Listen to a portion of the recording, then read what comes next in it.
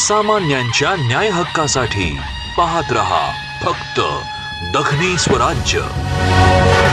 मराठवाडा साहित्य परिषदेच्या वतीनं प्रतिवर्षी भवरलाल अँड कांताबाई जैन फाउंडेशन जळगाव प्रायोजित 2 विशेष वाङ्मय पुरस्कार दिले जातात। त्यामध्ये यशवंतराव चव्हाण विशेष वाङ्मय पुरस्कार आणि नटवर्य लोटू पाटील विशेष नाट्य पुरस्कार यावर्षी 2026चा हा पुरस्कार वितरणाचा कार्यक्रम आता सुरू होत आहे। सर्व मान्यवरांचे मी मराठवाडा साहित्य परिषदेच्या वतीनं सहर्ष स्वागत करतो। सर्व मान्यवरांना मी अशी विनंती करतो की आपण या कार्यक्रमाची सुरुवात प्रतिमा पूजनाने करणार आहोत। तर स्वर्गीय यशवंतराव चव्हाण साहेब यांच्या प्रतिमेस व नटवर्य लोटू पाटील यांच्या प्रतिमेस पुष्पहार अर्पण करून आपण या कार्यक्रमाची सुरुवात करीत आहोत। यानंतर कार्यक्रमाच्या स्वागत समारंभाकडे आपण जाणार आहोत। तर मी आदरणीय डॉक्टर दादा गोरे सर यांना अशी विनंती करतो की त्यांनी आजचे पुरस्कार विजेते श्री दत्ता देसाई सर यांचं साहित्य परिषदेच्या वतीने स्वागत करावं।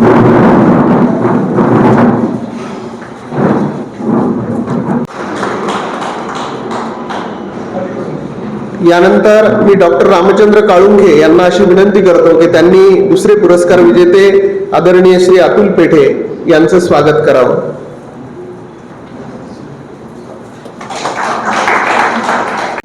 यानंतर मी श्री दगडू लोमटे यांना अशी विनंती करतो की त्यांनी परिषदेचे अध्यक्ष कौतिकराव ठाले पाटील यांचं स्वागत करावं।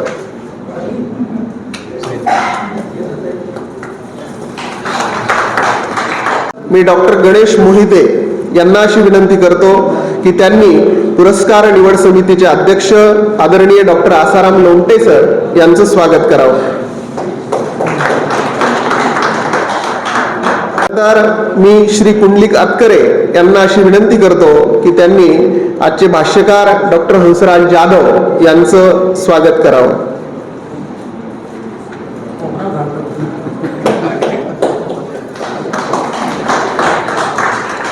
मी श्रीधर नांदेडकर यांना अशी विनंती करतो की त्यांनी डॉक्टर गणेश शिंदे यांचं स्वागत करावं।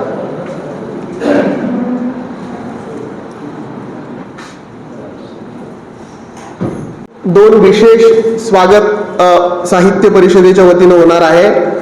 त्यासाठी मी संतोष तांबे सर यांना अशी विनंती करतो की त्यांनी कवी श्री मंगेश नारायण काळे व नटवर्य लोटू पाटील यांचे जे नातू आहेत यांचं या प्रसंगी मराठवाडा साहित्य परिषदेच्या वतीने स्वागत करावं।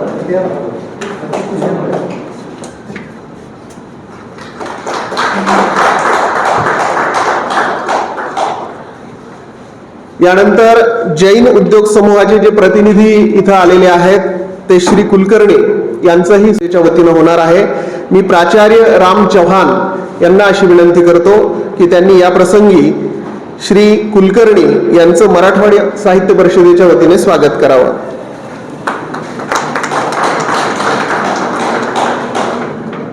धन्यवाद। यानंतर मी या पुरस्कार निवड समितीचे सन्माननीय अध्यक्ष साहित्य अकादमी पुरस्कार विजेते डॉक्टर आसाराम लोमटे सर यांना अशी विनंती करतो की त्यांनी पुरस्कार निवड समितीचा अहवाल आपल्या समोर मांडावा। या समारंभाचे अध्यक्ष मराठवाडा साहित्य परिषदेचे अध्यक्ष कौतिकराव ठाले पाटील सर, ज्यांना यशवंतराव चव्हाण विशेष वाङ्मय पुरस्काराने आपण आज सन्मानित करतो आहोत, ते महाराष्ट्रातील प्रसिद्ध अभ्यासक विचारवंत दत्ता देसाई, त्याचबरोबर नटवर्य लोटू पाटील या पुरस्काराचे मानकरी ज्येष्ठ रंगकर्मी अतुल पेठे, मंचावर उपस्थित असलेले डॉक्टर दादा गोरे, हंसराज जाधव, गणेश शिंदे आणि उपस्थित आपण सर्व मान्यवर। मराठवाडा साहित्य परिषदेच्या वतीनं 2 अत्यंत महत्त्वाचे पुरस्कार दिले जातात. त्यातला एक यशवंतराव चव्हाण विशेष वाङ्मय पुरस्कार, जो चरित्र, आत्मचरित्र किंवा राजकीय लेखन या 3 प्रकारांमध्ये दिला जातो.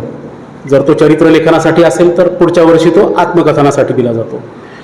अशा स्वरूपाचं या पुरस्काराचं स्वरूप आहे आणि या दोन्ही पुरस्कारांसाठी कुठल्याही प्रवेशिका मागितल्या जात नाहीत. मराठवाडा साहित्य परिषदेच्या वतीनं जी समिती नियुक्त केली जाते त्या समितीच्या वतीनं या निवडी होतात. माझ्यासोबत या निवडीच्या समितीमध्ये डॉक्टर कैलास आंबुरे आणि डॉक्टर गणेश मोहिते हे दोघे या समितीचे सदस्य होते. यशवंतराव चव्हाण विशेष वाङ्मय पुरस्कार यापूर्वी ज्या ज्या मान्यवरांना प्रदान करण्यात आलेला आहे त्या सर्व मान्यवरांची यादी आपल्याला गोरे सरांनी सांगितलेली आहे. त्यावरून आपल्याला या पुरस्काराचं मोल लक्षात यावं. अगदी रामदास भटकळ, गोमा पवार, भाल भोळे, अशोक चौसाळकर, माधवराव गोडबोले, रावसाहेब कसबे, माधवराव गाडगीळ अशा अनेक मान्यवरांना या पुरस्काराने सन्मानित करण्यात आलेलं आहे. ज्या ग्रंथाची निवड यावर्षी पुरस्कारासाठी करण्यात आली त्या ग्रंथाचं नाव सत्ता बदल राष्ट्रीय चक्रव्यूहाचा भेद असं आहे. दत्ता देसाई हे महाराष्ट्रातल्या एकूणच राजकीय सामाजिक जीवनावर अत्यंत मूलगामी अशा प्रकारचं चिंतन करणारे महत्त्वाचे भाष्यकार आहेत. एक कार्यकर्ता म्हणून, अभ्यासक म्हणून, विचारवंत म्हणून त्यांना संपूर्ण महाराष्ट्र ओळखतो. महाराष्ट्रातल्या दुष्काळासंबंधीचं असेल, सिंचनासंबंधीचं असेल किंवा अन्यही महत्त्वाच्या प्रश्नावरतीचं जे त्यांचं विवेचन असतं ते विवेचन केवळ प्रश्नांची मांडणी करून थांबत नाही, तर ते चळवळीत काम करणाऱ्या अनेक कार्यकर्त्यांना पुढच्या अभ्यासाची, कामाची, कृतिशीलतेची दिशा करून देणारं असतं. महाराष्ट्रातील दुष्काळ असेल किंवा जलयुद्ध की जलक्रांती अशी 2 महत्त्वपूर्ण त्यांचे ग्रंथ आहेत. अलीकडे मनोविकास प्रकाशनाने बदलता भारत या नावाचा द्विखंडात्मक एक बृहत प्रकल्प सिद्ध केला, जो 1200 पानांचा 2 खंडांमध्ये असलेला हा ग्रंथ आहे. त्याचं संपादन दत्ता देसाई यांनी केलेलं आहे. सत्ता बदल राष्ट्रीय चक्रव्यूहाचा भेद या ग्रंथाच्या माध्यमातून दत्ता देसाई यांनी अत्यंत महत्त्वपूर्ण अशी मांडणी केली आहे. आजची अस्वस्थता, भ्रष्ट असा राजकीय सत्ता व्यवहार, टोकाची आर्थिक विषमता, धार्मिक विद्वेषाचे फोफावलेले राजकारण या सर्व स्थितीत आज ज्या वळणावर आपण येऊन ठेपलो आहोत, यापुढचा प्रवास कसा असणार आहे, कसा असायला हवा याची चर्चा सत्ता बदल या पुस्तकात करण्यात आली आहे.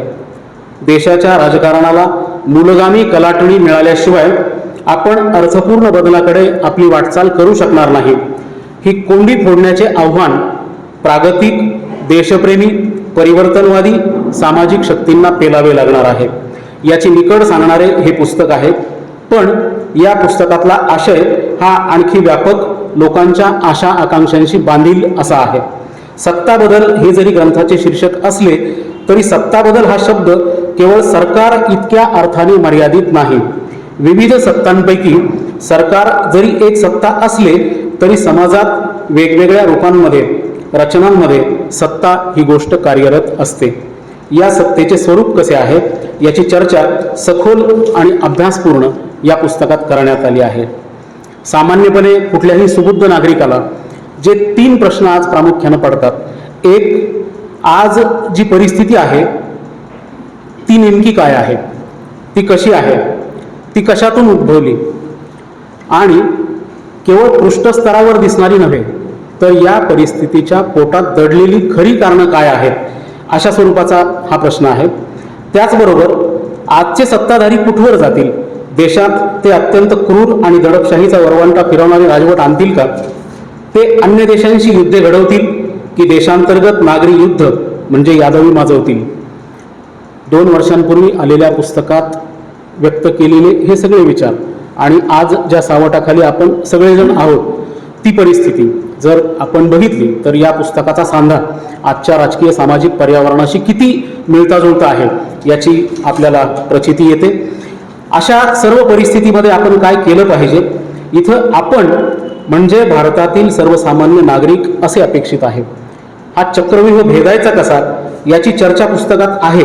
या देशावर, या देशाच्या विविधतेवर, या देशाच्या सांस्कृतिक बहुविधतेवर विश्वास असणाऱ्या सहिष्णू नागरिकांची जबाबदारी काय आहे? जनता क्रांती करते यावर विश्वास असणाऱ्या लोकशाहीवादी पक्षांनी या स्थितीत आपले वर्तन व्यवहार कसे ठेवावेत याची चर्चा हे पुस्तक करते. एकूण 8 प्रकरणं या पुस्तकात आहेत. वर्तमान भय काय घडेल या प्रकरणातून समकालीन प्रश्नांची चर्चा सुरू होते. मूळ समस्या आणि तोकडी व्यवहारवादी उत्तरे या प्रकरणात आजच्या एकूण अस्वस्थतेची मीमांसा करण्यात आली आहे. सत्योत्तर जग आणि नवी वळणे या प्रकरणात सद्यस्थिती जी पृष्ठस्तरावर दिसते ती आणि प्रत्यक्षात या स्थितीला जन्माला घालणाऱ्या कार्यकारण भावांचा शोध घेण्यात आला आहे. दत्ता देसाई यांच्या सर्वच लेखनात एका पर्यायी अशा शोषणमुक्त व्यवस्थेचा आशावाद कायम दिसून येतो. ते केवळ अस्वस्थतेची चर्चा करून थांबत नाहीत, तर उद्याच्या सुंदर दिवसांसाठी काय करता येईल याची चर्चा करतात. विशेषतः या पुस्तकातील प्रबोधन आणि परिवर्तन, जात समाजवादी कोंडी आणि मुक्ती, सुधारणा आणि मूलगामी राजकारण, नव्या राजकारणाचे धुरीणत्व या प्रकरणांमध्ये एका विधायक लोकांच्या आशा आकांक्षांशी बांधील अशा अर्थपूर्ण हस्तक्षेपाची चर्चा करण्यात आली आहे. जनतेच्या भारतासाठी हे शेवटचे प्रकरण. या पुस्तकाचा निष्कर्ष तर आहेच, पण नागरिक म्हणून आपल्या सर्वांवर असलेले जबाबदारीचे अधोरेखनही या प्रकरणातून होते. आम्ही भारताचे लोक या संविधानाने उच्चारलेल्या व्यापक सर्वसमावेशी अशा भक्कम पायावर हे प्रकरण आधारलेले आहे. म्हणूनच विचारांचे स्वातंत्र्य आणि कृतीचे महत्त्व जाणणाऱ्या प्रत्येकासाठी या पुस्तकातला ऐवज दिशादर्शी आणि आशादायी आहे. अस्वस्थता आहे, बुद्धिवंतांचे वागणे बोटचेपे आहेत, ते भूमिका घेत नाहीत, अशा चर्चा नेहमी होतात. त्या आपण सदैव ऐकत राहतो. पण मग त्यावरचा उपाय काय, मार्ग काय? अशा प्रश्नांचे निराकरण करण्याच्या दिशेने हे पुस्तक जातं. हे या पुस्तकाचं सगळ्यात मोठं यश आहे. अभ्यासकांनी राजकीय पक्ष संघटनांना दोष द्यायचा, राजकीय पक्षांनी एकमेकांवर खापर फोडायचं, सर्वसामान्य जनतेने राजकीय नेत्यांबद्दल रोष प्रकट करायचा, या सर्व गोष्टी केवळ उद्वेगाच्या पातळीवर राहता कामा नयेत. ही बाब या पुस्तकात जोरकसपणे सांगितली आहे. विचार जेव्हा जनसमुदायाच्या मनाची पकड घेतात तेव्हा ते एक भौतिक शक्ती बनतात. या मार्क्सच्या विधानाला बळकट करणारी चर्चा या पुस्तकात तर्कशुद्ध आणि विचारप्रवण अशा पद्धतीने करण्यात आली आहे. जाता जाता या पुस्तकाच्या एकूण गाभ्यासंबंधी मला एक अवतरण महत्त्वाचं वाटतं आणि त्या अवतरणाचं अधोरेखन केल्याच्या नंतर या पुस्तकाचं महत्त्व आपल्याला आणखी स्पष्ट होईल. क्रांती ही परिश्रमी विचारवंतांची आणि परिश्रमी कार्यकर्त्यांची निर्मिती आहे. दुर्दैवाने भारतीय क्रांतीचे बौद्धिक अंग नेहमीच कमकुवत राहिले आहे. त्यामुळे क्रांतीसाठीच्या आवश्यक गोष्टी आणि केलेल्या कार्याचा प्रभाव याकडे लक्ष दिले गेले नाही. यासाठीच क्रांतिकारकाने अभ्यास व चिंतन मनन ही पवित्र जबाबदारी मानली पाहिजे. या भगतसिंह यांच्या अवतरणावर, प्रसिद्ध अवतरणावर प्रगाढ अशा प्रकारची निष्ठा असणारे, म्हणूनच यशवंतराव चव्हाण विशेष वाङ्मय पुरस्कारासाठी समितीला महत्त्वाचं वाटलं. आमच्या समितीच्या वतीनं मी त्यांचे या ठिकाणी मनापासून अभिनंदन करतो. पाटील या पुरस्काराचे मानकरी आणि ज्येष्ठ रंगकर्मी अतुल पेठे यांच्या एकूणच नाट्य कारकिर्दीबद्दल आपण सर्वजण जाणून आहोत.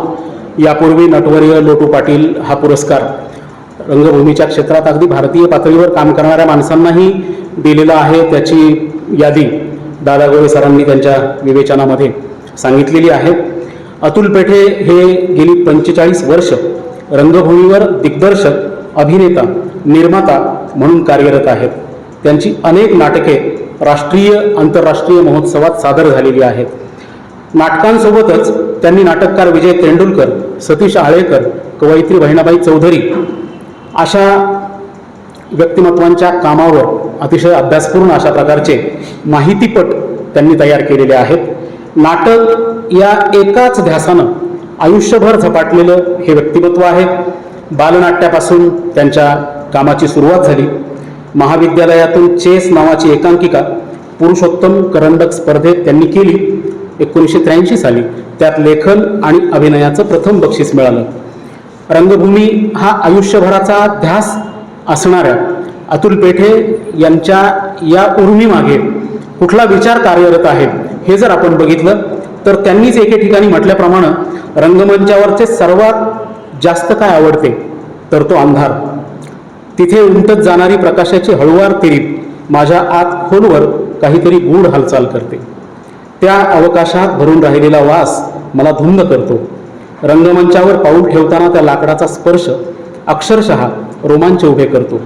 रंगमंचाचा मागचा काळा पडदा, विंगा, झालरी, मेकअपच्या खोलीतले आरसे आणि दिवे मला उत्तेजित करतात.